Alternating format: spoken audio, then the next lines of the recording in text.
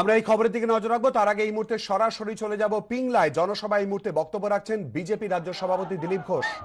মোদি জিন্দাবাদ, জেপি নাড্ডা জিন্দাবাদ।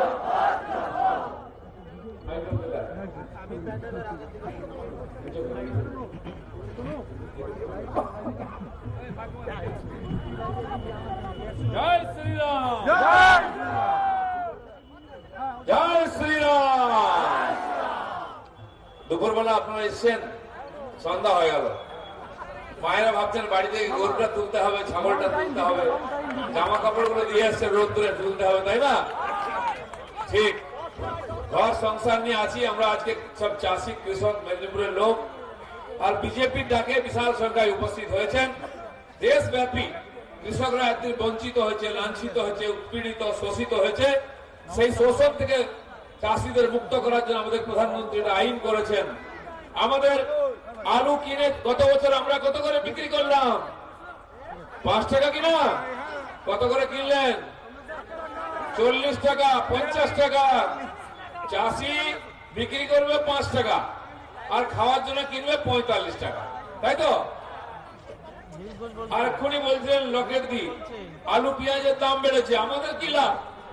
আমাদের কাছ থেকে নিয়ে গেছে। দিদির ভাইরা প্রতি কিলোতে 40 টাকা কাটমানি নিচ্ছে। পেঁয়াজ এসছে, পেঁয়াজ কাটোয়ার লোকেরা চাষ করেন, খুব ভালো পেঁয়াজ। গত বছর 2 টাকা কিলো বিক্রি করেছেন। একজন চাষি আত্মহত্যা করেছে খরচ আসেনি বলে। এখন সেই পেঁয়াজ আমরা 80 টাকা কিনলাম, তাই কিনা? চাষি 2 টাকা কিলো পেঁয়াজ বিক্রি করবে, 80 টাকা কিনবে। আলু 5 টাকা করে বিক্রি করবে, 45 টাকা কিনবে। দাম বেড়ে গেছে, দিদিমণি জানেন। তাই দিদিমণি আলু পেঁয়াজ খাচ্ছেন না। কি খাবেন বলেছেন? কি দিদি জানেন? আলুর দাম পেঁয়াজের দাম বেশি খাওয়া যাবে না, তাই কাঁচকলা খাচ্ছেন আজকাল। বন্ধুগণ, তার জন্য নাকি মোদি দায়ী। মোদিকে আলু চাষ করেন? আপনি 5 টাকা কিলো আলু বিক্রি করেছেন, কিনেছেন 45 টাকা। বীজ কত করে? 90 টাকা, 100 টাকা আলুর বীজ কিনা কিলো। আর সেইটা চাষ করে আমরা আবার 5 টাকা বিক্রি করবো। তো চাষিকে লুট করা হতো। আর ধান আমাদের কাটা হয়ে গেছে। ধান সরকার বলেছে কিনছে, কেউ বিক্রি করেছেন সরকারের কাছে? কেউ করেনি। মোদিজি গত বছর প্রতি কুইন্টাল ধান 1720 টাকা দিয়েছিলেন, আপনারা কেউ পেয়েছেন? 1200 টাকা 1300 টাকা পেয়েছেন, তাই তো? অথচ কেন্দ্র সরকার দিচ্ছে 1720 টাকা। তাতেও ক্ষতি হয়। তাই মোদী বলেন আরো বাড়িয়ে দাও সহায়ক মূল্য। এবার 1868 টাকা কেন্দ্র সরকার ধানের দাম দিচ্ছে, আপনারা পাননি। ওই 1200, 1400 টাকা বেশি পাবেন না। প্রতি কুইন্টাল ধানে 500 টাকা কাটমানি, প্রতি কিলো আলুতে 40 টাকা কাটমানি, আর প্রতি কিলো পেঁয়াজেতে 70-75 টাকা কাটমানি। কে খাচ্ছে? ভাইপো। কোথায় যাচ্ছে? কালীঘাটে যাচ্ছে। সবাই জানে। তাই চাষিকে এখান থেকে মুক্তি দেওয়ার জন্য প্রধানমন্ত্রী আইন করেছেন। দিদিমণি জানেন তার ভাইরা টাকা পাবে না, তাই পার্টিতে জমা দেবে না, তাই তার বিরোধিতা করছেন। তার বিরুদ্ধে সভা। সারা দেশে কৃষকরা আইনের পক্ষে আছেন, খালি দিদিমণি বিপক্ষে আছেন। কিছু দালাল বিপক্ষে আছে, কারণ এতদিন পর্যন্ত কৃষকের কথা কেউ ভাবেনি। ভেবেছেন মোদি, তাই বছরে 6000 টাকা দিচ্ছেন। উনি জানেন চাষিরা সময় চাষ করতে পারে না, কারণ বীজ কেনার পয়সা থাকে না, সার কেনার পয়সা থাকে না, সেচের পয়সা থাকে না, লেবারের পয়সা থাকে না। তাই উনি বলেছেন আমি আগেই 6000 টাকা দিয়ে দেবো, যাতে ঠিক সময় চাষ করতে পারেন। আপনারা কেউ 6000 টাকা পেয়েছেন? কেউ পেয়েছেন? পাবেন না। যতদিন দিদি মুখ্যমন্ত্রী 1 টাকা পাবেন না। এই দিদিকে সরালে তখন মোদির টাকাটা পাবেন। গত 2 বছরে 14,000 টাকা দেশের কৃষকরা পেলেন। 9 কোটি কৃষক, 90,000 কোটি টাকা সবকে বিতরণ হলো। বাংলার একটা লোকও পায়নি। এই যে আমরা চিকিৎসা করতে যাই, কেউ কটক যায়, কেউ ভুবনেশ্বর যায়, কেউ চেন্নাই যায়, কেউ ভেলোর যায়, কি যায় কিনা? কেন যাই? আমাদের এখানে একটা সুপার স্পেশালিটি হসপিটাল হয়েছে, দেবরাতে হয়েছে না? ওখানে কেউ যায়? যায় না। ও জানে গেলে আর জ্যান্ত ফেরা যাবে না। সামনে ঢোকো, পেছনে বেরো, বড় হরি হরিব।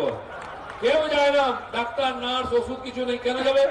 আমরা জমি বাড়ি বিক্রি করে মায়ের গয়না বন্ধকি দিয়ে চেন্নাই ভেলোর যাই, যে প্রাণটা বাঁচবে। দিদিমণি আমাদেরকে একটা স্বাস্থ্য সাথী কার্ড দিয়েছিলেন, আবার বলছেন 7.5 কোটি লোককে দেবেন। কি কমে লাগবে? আপনি যান হসপিটালে, বলছে দাদা এই কার্ডটা চলে না, হবে না। প্রধানমন্ত্রী দিয়েছেন আয়ুষ্মান ভারত যোজনায় 5 লাখ টাকা প্রতি বছর গরিব পরিবারকে, কেউ পেয়েছেন? দিদিমণি থাকলে পাবেন না। এই টাকাটা আপনি চেন্নাইতে ভেলোরে গেলেও পেতে পারতেন যদি দিদিমণি দিত। দিদিমণি আমাদেরকে 5 লাখ টাকা থেকে বঞ্চিত করেছে। গরিব মানুষের চিকিৎসার জন্য তাকে জমি বিক্রি করতে হচ্ছে, গয়না বিক্রি করতে হচ্ছে। তাই দিদি না গেলে কোনো সুবিধা পাবেন না। এখন দিদির খুব কষ্ট। নতুন নতুন প্রোগ্রাম দিচ্ছেন।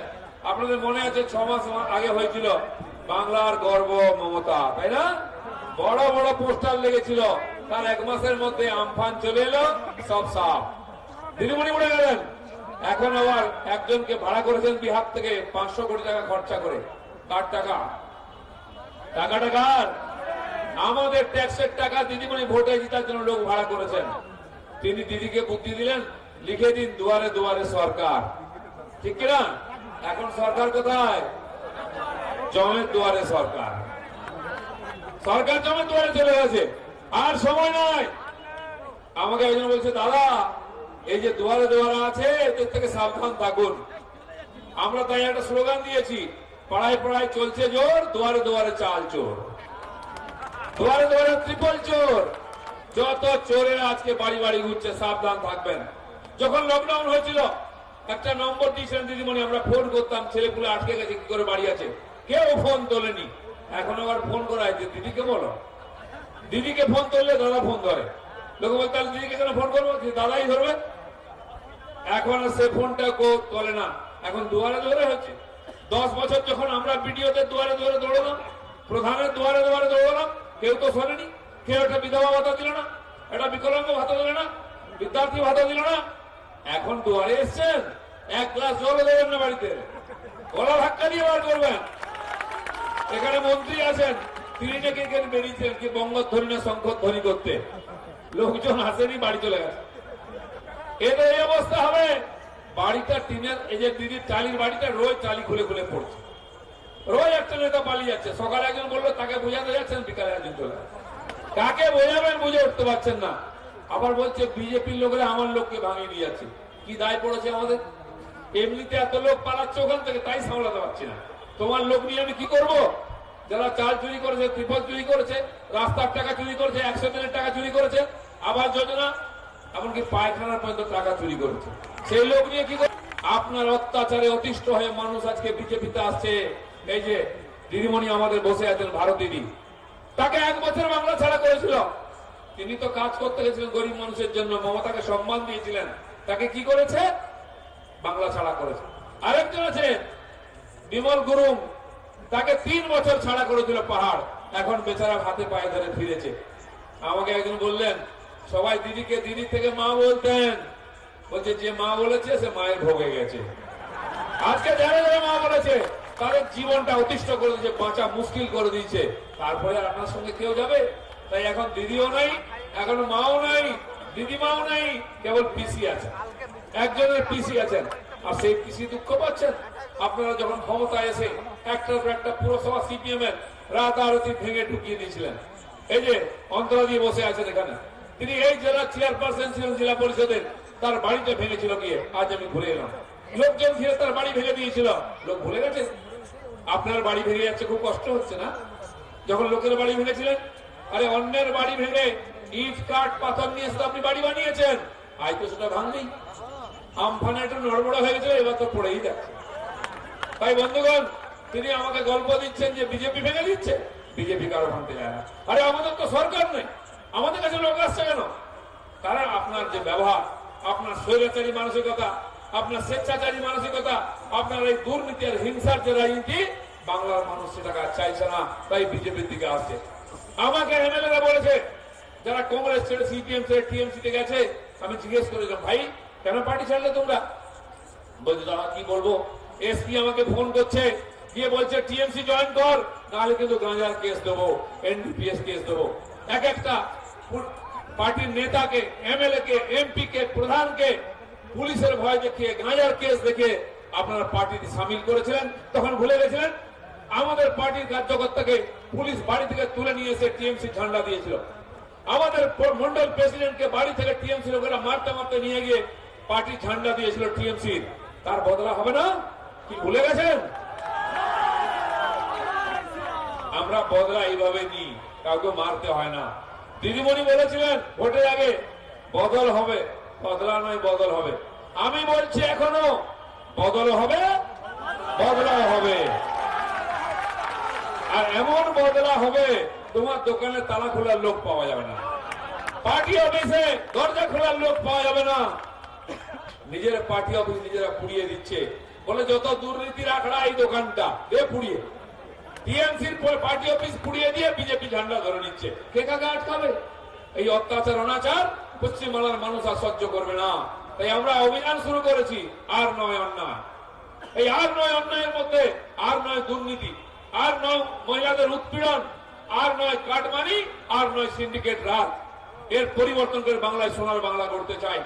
তাই আমি বলছি সবাই মিলে লড়বো, সোনার বাংলা গড়বো। বলুন সবাই মিলে লড়বো, সবাই মিলে লড়বো। তাই বন্ধুগণ, এই যে আজকে যে কিষাণ র্যালি ছিল, এটাই বুঝাতে চেয়েছিলাম যে ভারতবর্ষের কৃষকরা মোদির সঙ্গে আছেন, দিদির সঙ্গে নয়। এখানে হাজার হাজার কৃষক রাস্তায় হাঁটছেন, ভারত মাতাকে জয় বলেন, নরেন্দ্র মোদী জিন্দাবাদ বলে। আর দিদিমণি 200 জন দালালকে নিয়ে কলকাতায় মিছিল করেছিলেন।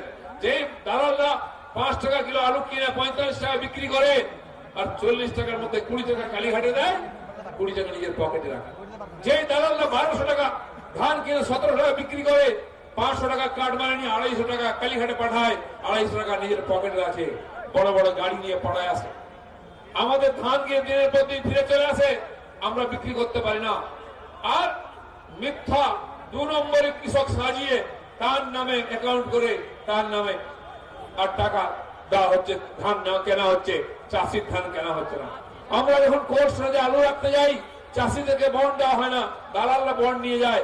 তারা আলু রেখেছে, বার করছে না, দাম বাড়িয়ে 45 টাকা বিক্রি করছে। এই যে চাষির উপর অত্যাচার, এই যে শ্রমিকের উপর অত্যাচার, এখানকার শ্রমিকের যে প্রভিডেন্ট ফান্ডের টাকা এই রাজ্য সরকার দেয় না। সিভিক পুলিশদের টাকা 6000 টাকা মাইনে 10 বছর 15 বছর চাকরি করে 2000 টাকা বাড়িয়েছে। Para teacher, part time, MSK, SSK, computer teacher, মাদ্রাসা টিচার, সবাইকে শোষণ করেছে। সরকারি কর্মচারী, পুলিশ, তাদের ডিএ দেয়নি। বিনা ডিএতে পে স্লিপে সই করে নেওয়া হচ্ছে, কিছু বললে দার্জিলিং ট্রান্সফার করে দেবে।